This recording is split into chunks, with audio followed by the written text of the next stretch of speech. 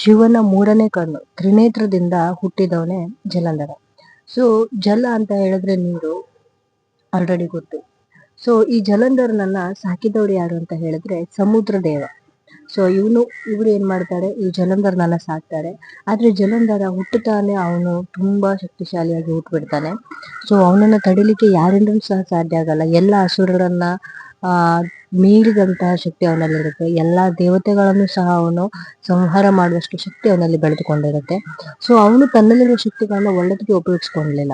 ಏನ್ ಮಾಡ್ತಾನೆ ಜಲಂಧರ ಅಂತ ಹೇಳಿದ್ರೆ, ದೇವತೆಗಳನ್ನ ಹಿಂಸಿಸ್ಲಿಕ್ಕೆ ಸ್ಟಾರ್ಟ್ ಮಾಡ್ತಾನೆ. ದೇವತೆಗಳನ್ನ ಏನ್ ಮಾಡ್ತಾನೆ ಅಂತ ಹೇಳಿದ್ರೆ, ತನ್ನ ಕಾಲಲ್ಲಿ ಇಟ್ಕೊಂಡು ಅವ್ರನ್ನ ರಾಜ್ಯಭಾರ ಮಾಡ್ಬೇಕು ಅವ್ರ ಮೇಲೆ ಅಂತ ಅವನು ಮನ್ಸನ್ನ ವ್ಯಕ್ತಪಡಿಸ್ತಾನೆ.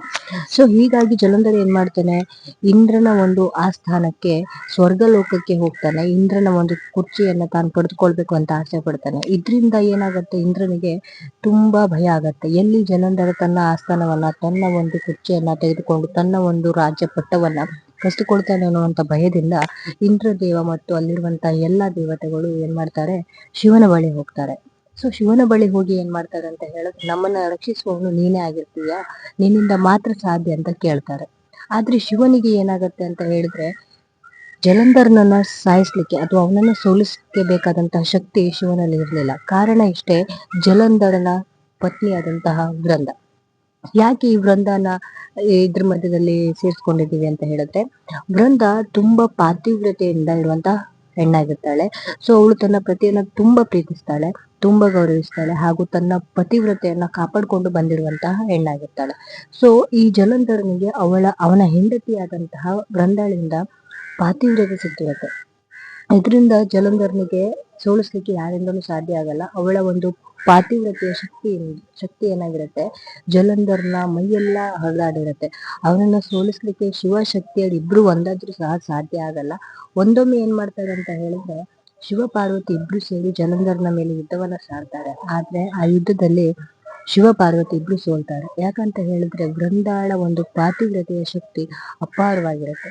ಇದ್ರಿಂದ ಶಿವನು ಸಹ ಚಿಂತಿತನಾಗ್ತಾನೆ. ಏನ್ ಮಾಡ್ಬೇಕು, ಮುಂದೆ ಹೇಗೆ ಜಲಂಧರ್ನನ್ನ ಸೋಲಿಸ್ಬೇಕು, ಇದ್ರ ಬಗ್ಗೆ ಶಿವನಿಗೆ ಯಾವ್ದು ಸಹ ದೋಷ ಇಲ್ಲ. ಕೊನೆಗೆ ಶಿವ ಏನ್ ಮಾಡ್ತಾನೆ ಅಂತ ಹೇಳಿದ್ರೆ, ಪಾಲನಾಕರ್ತನಾದಂತಹ ವಿಷ್ಣುವಿನ ಬಳಿ ಹೋಗ್ತಾನೆ. ವಿಷ್ಣುವಿನ ಬಳಿ ಹೋಗಿ ಎಲ್ಲಾ ಅವತಾರಗಳನ್ನು ಎತ್ತಿರುವಂತದ್ದು ವಿಷ್ಣುವಿನ. ಸೊ ವಿಷ್ಣುವಿನ ಬಳಿ ಹೋಗಿ ಈ ಒಂದು ಸಮಸ್ಯೆಗೆ ಪರಿಹಾರವನ್ನ ಕೇಳ್ತಾನೆ. ವೃಂದ ಈಗಾಗ್ಲೇ ವಿಷ್ಣುವಿನ ಪರಮ ಭಕ್ತಳಾಗಿರ್ತಾಳೆ. ಸೊ ವಿಷ್ಣು ಏನ್ ಮಾಡ್ಬೇಕು, ವೃಂದಾಳನ್ ಒಂದು ಪಾತಿವ್ರತೆಯನ್ನ ಹಾಳು ಮಾಡಿದ್ರೆ ಮಾತ್ರ ಜಲಂಧರನನ್ನ ಸಂಹಾರ ಮಾಡ್ಲಿಕ್ಕೆ ಆಗತ್ತೆ. ಇದು ವಿಷ್ಣುವಿಗೆ ಗೊತ್ತಿತ್ತು, ಎಲ್ಲಾ ದೇವತೆಗಳಿಗೂ ಸಹ ಗೊತ್ತಿತ್ತು. ಆದ್ರೆ ಯಾರಿಂದಲೂ ಸಹ ಅವಳ ಪಾತಿವ್ರತ್ಯವನ್ನ ಹಾಳು ಮಾಡುವಂತ ಕೆಲಸ ಮಾಡ್ಲಿಕ್ಕೆ ಆಗ್ತಾ ಇರ್ಲಿಲ್ಲ. ಕಾರಣ ಅವಳಿಗೆ ವಿಷ್ಣುವಿನ ಮೇಲಿರುವಂತ ಅಪಾರ ಭಕ್ತಿ. ವಿಷ್ಣುವು ಸಹ ಅವಳನ್ನ ಕಾಯ್ತಾ ಇರ್ತಾನೆ. ಕೊನೆಗೆ ಏನ್ ಮಾಡ್ಬೇಕಂತ ಗೊತ್ತಾಗಿದೆ. ಈ ಜಲಂಧರನ ಒಂದು ಪಾಪ ತುಂಬಿರತ್ತೆ. ಅವನಿಂದ ಎಷ್ಟೋ ಜನ ಅಮಾಯಕರಿಗೆ ನೋವಾಗಿರುತ್ತೆ, ಕೊಲೆ ಆಗಿರುತ್ತೆ. ಇದನ್ನೆಲ್ಲ ಈ ಹಿಂಸೆನೆಲ್ಲ ತಡಿಬೇಕು ಅನ್ನೋ ಕಾರಣಕ್ಕೋಸ್ಕರ ಮಹಾವಿಷ್ಣು ಏನ್ ಮಾಡ್ತಾರೆ ಅಂತ ಹೇಳಿದ್ರೆ, ವೃಂದಾಳ ಮುಂದೆ ಜಲಂಧರನ ರೂಪದಲ್ಲಿ ಹೋಗಿ ನಿಂತ್ಕೋತಾರೆ. ಯಾಕಂತ ಹೇಳಿದ್ರೆ, ಅವಳು ಪಾತಿವ್ರತೆಯನ್ನ ಹಾಳು ಮಾಡ್ಬೇಕು ಅನ್ನುವಂತ ಸಲುವಾಗಿ ಮಹಾವಿಷ್ಣು ಜಲಂಧರನ ರೂಪದಲ್ಲಿ ಮಹಾವಿಷ್ಣು ಏನ್ ಮಾಡ್ತಾನೆ ಅಂತ ಹೇಳಿದ್ರೆ, ವೃಂದಾಳ ಮುಂದೆ ಹೋಗಿ ನಿಂತ್ಕೋತಾನೆ. ವೃಂದಾಳು ತನ್ನ ಪತಿ ಜಲಂಧರ ತನ್ನ ಮುಂದೆ ಬಂದಿದ್ದಾನೆ ಅಂತ ಅಂದ್ಕೊಂಡು ಅವಳು ಕುಂಕುಮವನ್ನ ಮಹಾವಿಷ್ಣುವಿನ ಹಣೆಗೆ ಇಡ್ತಾಳೆ. ಅವಳಿಗೆ ಗೊತ್ತಿರಲ್ಲ, ಯಾಕಂತ ಹೇಳಿದ್ರೆ ಮಹಾವಿಷ್ಣು ಜಲಂಧರನ ರೂಪದಲ್ಲಿ ಇರ್ತಾನೆ.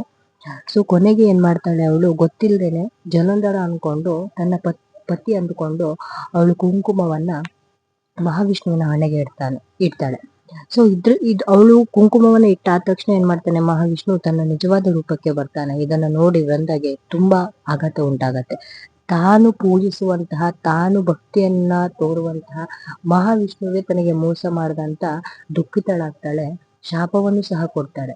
ಆದ್ರೆ ಮಹಾವಿಷ್ಣು ಏನ್ ಮಾಡ್ತಾನೆ, ಅವಳ ಎಲ್ಲಾ ಶಾಪವನ್ನು ಸಹ ಸ್ವೀಕರಿಸ್ತಾನೆ. ಕೊನೆಗೆ ಅವಳಿಗೆ ವರವನ್ನ ನೀಡ್ತಾನೆ. ನೀನು ನನ್ನ ಪರಮ ಭಕ್ತೆ, ನನ್ನಿಂದ ನಿನಗೆ ಏನಾಗಿದೆ, ತುಂಬಾ ನೋವಾಗಿದೆ, ನಿನ್ನ ಪಾತಿವ್ರತೆಗೆ ನನ್ನಿಂದ ಧಕ್ಕೆ ಬಂದಿದೆ. ಹಾಗಾಗಿ ನಾನು ನಿನಗೆ ಒಂದು ವರವನ್ನ ನೀಡ್ತೇನೆ. ಜನ್ಮ ಜನ್ಮದಲ್ಲೂ ನೀನು ಯಾವಾಗಲೂ ಪತಿವ್ರತೆಯಾಗಿ ಇರ್ತೀಯ. ನೀನು ಪತಿವ್ರತೆ ಅಂತಾನೆ ಜನರು ನಿನ್ನ ಪೂಜಿಸ್ತಾರೆ. ನನ್ನ ಎಲ್ಲಾ ಪೂಜೆಯಲ್ಲೂ ಸಹ ನಿನ್ನನ್ನ ಮೊದಲಿಗೆ ಪೂಜೆ ಮಾಡ್ತಾರೆ ಅಂತ ಹೇಳ್ತಾನೆ. ನನ್ನ ಪೂಜೆ ಯಾವಾಗೆಲ್ಲ ನಡೆಯುತ್ತೋ ಆವಾಗೆಲ್ಲ ನಿನ್ನ ಪೂಜೆಯನ್ನ ಮಾಡ್ತಾರೆ. ನಿನಗೆ ತುಳಸಿ ಅನ್ನುವಂತ ಹೆಸರಲ್ಲಿ ನಿನ್ನ ಜನರು ನಿನ್ನನ್ನ ಕರೀತಾರೆ, ಗುರುತಿಸ್ತಾರೆ, ನಿನ್ನ ಪೂಜೆ ಮಾಡ್ತಾರೆ ಅಂತ ಹೇಳಿ ಅವಳಿಗೆ ವರವನ್ನ ನೀಡಿ ಅಲ್ಲಿಂದ ಮಾಯವಾಗ್ತಾನೆ. ಕೊನೆಗೆ ಏನ್ ಮಾಡ್ತಾನೆ, ಇಲ್ಲಿ ಜಲಂಧರ್ನ ಶಕ್ತಿ ಕಡಿಮೆ ಆಗತ್ತೆ. ತುಳಸಿ ಈ ವೃಂದಾದೇವಿ ಏನಾಗ್ತಾಳೆ, ತುಳಸಿಯಾಗಿ ಬದಲಾಗ್ತಾಳೆ. ಸೊ ಅವಳ ಒಂದು ಪಾತಿವ್ರತ್ಯ ಹಾಳಾದ್ರಿಂದ ಜಲಂಧರನ ಶಕ್ತಿ ಕುಂಠಿತವಾಗತ್ತೆ, ಕುಸಿಯತ್ತೆ. ಇದನ್ನೇ ಉಪಯೋಗಿಸ್ಕೊಂಡಿರುವಂತ ಶಿವ ಜಲಂಧರ್ನ ಮೇಲೆ ಯುದ್ಧಕ್ಕೆ ಹೋಗ್ತಾನೆ. ಕೊನೆಗೆ ಆ ಯುದ್ಧದಲ್ಲಿ ಜಲಂಧರನನ್ನು ಸಂಹಾರ ಮಾಡ್ತಾನೆ. ಶಿವ ಜಲಂಧರ್ನನ್ನು ಸಂಹಾರ ಮಾಡಿ ಜಯಶಾಲಿ ಆಗ್ತಾನೆ. ಹೀಗೆ ಜಲಂಧರ್ನ ಅಂತ್ಯ ಉಂಟಾಗತ್ತೆ.